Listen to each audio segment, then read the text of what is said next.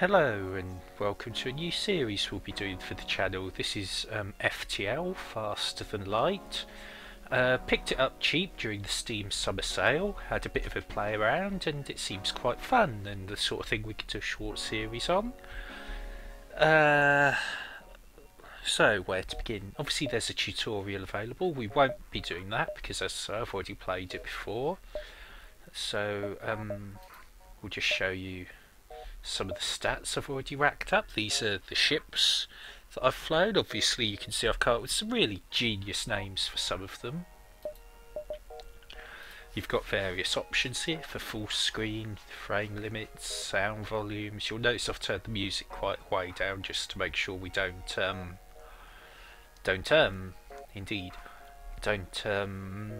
get drowned out. I haven't actually looked at what controls you can customise. Oh, there are quite a few. Anyway, we shall start a new game. This is where you start. You can customise your ship here. Now I believe, because I have completed an achievement as of last night, I've actually got a new ship that I can get.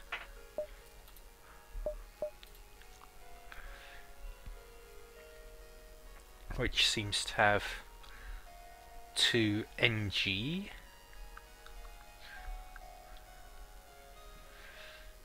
and a human, or I can go for the rather basic ship that has 3 humans. I'll actually go for the basic ship here. We shall call this the SS Governor in honour of our channel hostess. And we will set up our crew. We will have Captain Vlad, obviously. We shall have Lieutenant Wimaway,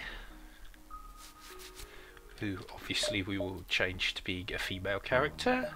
You can see here you get a great choice of graphics for the characters. Oh, apparently that might be a bit long, so we will just go with Wimaway. I made that mistake once and ended up just being called Captain for the whole thing. As you can see, Wimaway's still a little bit too long, but we will do. And this will be Lieutenant Abby. I wonder if she'll watch this series or not. One way to find out. As you'll see, we start with 2 weapons, a missile launcher and a burst laser. We'll see more of them later. Is there anything else really to this point? You have easy mode and normal. I haven't actually tried playing on easy. I probably should have done, to be fair, as it probably would be, well, easier, but ho-hum. Right, here we go. The data you carry is vital to the remaining Federation fleet. We'll need supplies for the journey, so make sure to explore each sector before moving on to the next. Get to the exit before the Rebel fleet catch up. I've never thought of that, you know, what it says about the boarding. You'll probably see some of that later. I often retreat to the medical bay, which is, you'll see there's a little yellow highlight there on the ship. Heals the crew members inside. When my ship's been boarded, I often retreat there just because you'll keep getting healed while you're fighting. But venting atmospherics, obviously you'll see we have some external doors on the ship here, here, here and here, which can be opened to empty the section into deep space. On the left hand side here we have our reactor power. You'll see at the moment we have 3 power spare. Where's Wimaway? There's Wimaway. Lieutenant Wimaway should be our weapons officer. This is our weaponry department here, and you'll see Wimaway wandering through the ship. We will bring the Artemis cannon and the blast laser online.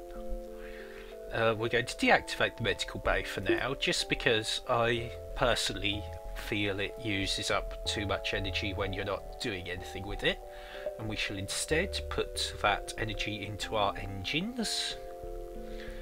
You'll see a little description there. And in fact, until we're in combat, we might even have Lieutenant Wimaway in the engine room, just to keep that going a bit better. This is our oxygen supply, obviously in space, quite an important thing. Lieutenant Abby is our shield officer. Again, we tend to keep our shields at full power, and if you've got someone in there, they can recharge quicker. Generally speaking, any system that has one of these little people on top of it will function better if there's somebody there at the time. Captain Vlad will obviously stay in the cockpit to pilot the thing. If I just take Vlad out there for a moment, you'll see at the top we can no longer faster than light jump because we haven't got a captain. Later on you can get upgrades that can change that, but we'll come to those later. These two rooms here are automatic door control and our sensors. So with all of that in mind, this is where we're starting. You can see there are 4 points we can go to, and that over there is the exit we're trying to get to. I think we'll go to the distress beacon because that's the sort of thing that might prove quite interesting. Ooh. The ship, sorry to bother you, but we're out of fuel and can't get out of this sector. Could you help us out? You can either give them the fuel, which is this up here, so we have quite a bit of fuel at the moment, or tell them to sod off. Now since they're a Federation scout and we're a Federation ship, I'm feeling a bit generous. We'll give them the fuel. And they say thank you, have this extra scrap as payment. So you'll see we now have 31 scrap up here, which we can use as currency or for upgrades to the ship. Probably come back to that later.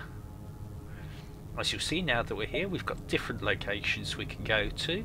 Not much point going back to the start. We could either go to the top and then down, or down and then along. Let's go to the top. You'll see each time we jump we lose some fuel. Okay, there's a ship here. They'll give us some fuel if we help them get to a nearby station. Okay, so we get a bit of fuel and we get a quest marker, so if I go to our jump now, you'll see that's where the ship wants to go. I imagine we'll get there in 2 jumps, and when we get there we'll probably get some more payment. Rebel scout on attack approach to a small refuelling outpost. Their weapons are charged, but they're not firing yet. Well, obviously we're trying to escape the rebels and we should probably help people, so intervene to defend the outpost.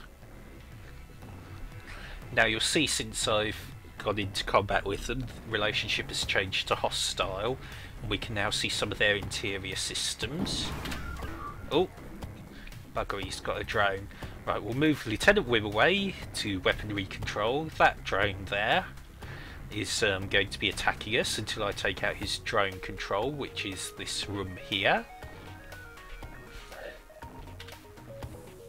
And you'll just see... oh, it might be a hull drone, that's not so bad, it's less... if it's only got a hull laser it won't get through our shields as easily, but he's just fired a missile, that's going to hurt.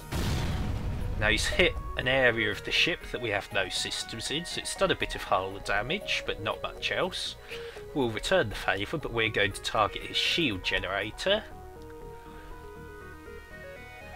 Missiles as a general rule pass through the shields, so what I'm hoping to do here is you'll see I've taken out his shield generator, and now our laser that would otherwise have hit his shields can now go straight for his hull, and we will target his weapon systems.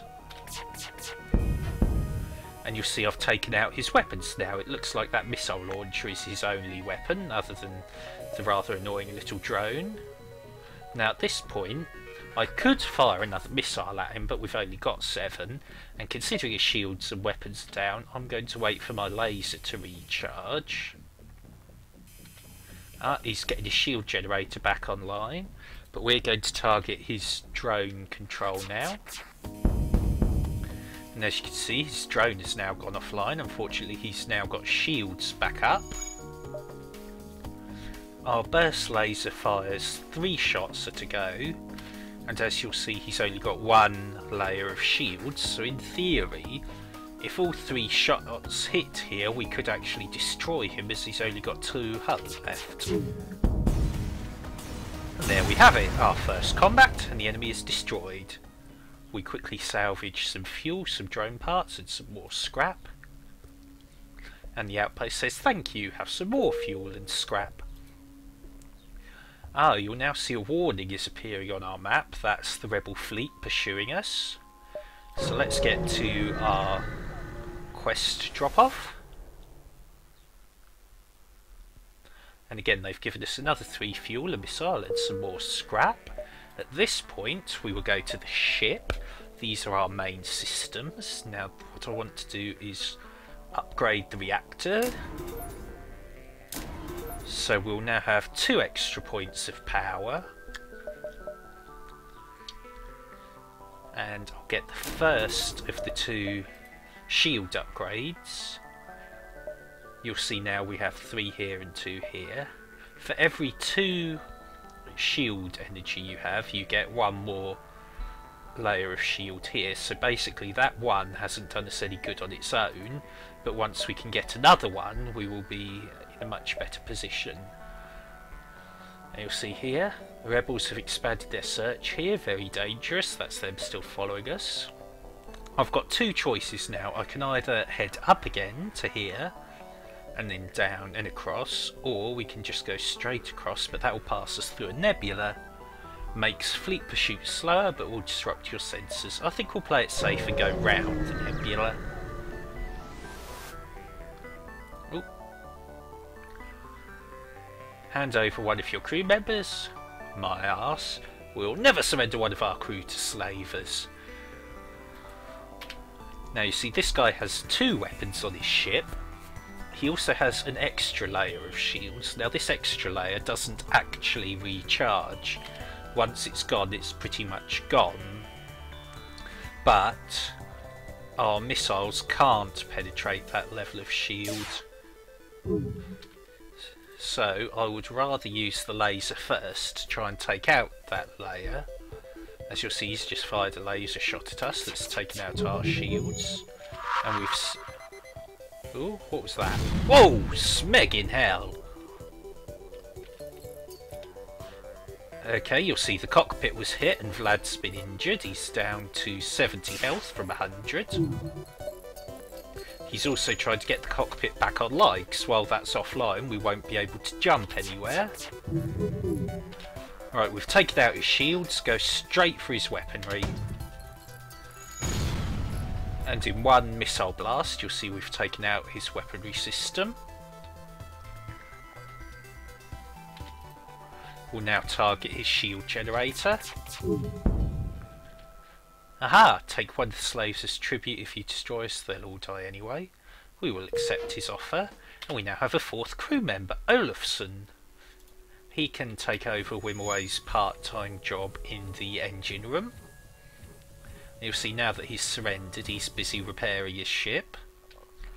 We're now going to put some energy into the med bay and send the captain down there to get healed.